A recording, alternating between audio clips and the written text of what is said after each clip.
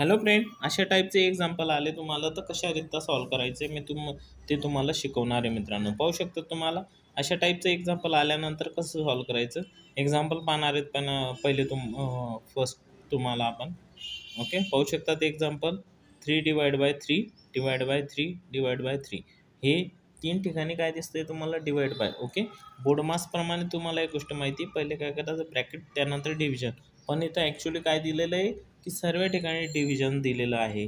Okay मग start कुठून करायचं हे आपल्याला कन्फ्युजन असेल. ओके बरोबर आहे, स्टार्ट कुठून करायचं हे तर कन्फ्युजन असणारच आहे. पहिले तुम्ही यांचं डिव्हिजन करणार, यांचं डिव्हिजन करणार का यांचं डिव्हिजन करणार का या मधल्याचं डिव्हिजन करणार. तर मित्रांनो पहिले तुम्हाला स्टार्ट काय करायचं ह्या एक एक्झाम्पलचं थोडं सिम्प्लिफिकेशन करावं लागेल. ते कसं करावं लागेल, हा जो 3 असेल ना मित्रांनो हा तसाच तसा लिहायचा आहे. ओके त्यानंतर हे जे 3 असतील ना त्या तिघांना खालती लिहायचं आहे मित्रांनो. 3 × 3 × 3.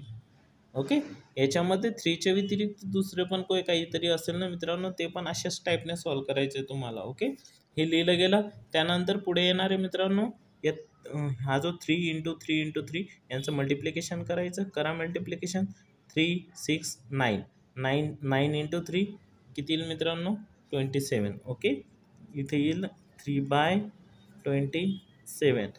आता काय दिसतोय तुम्हाला हा फ्रॅक्शन आलेला दिसतोय.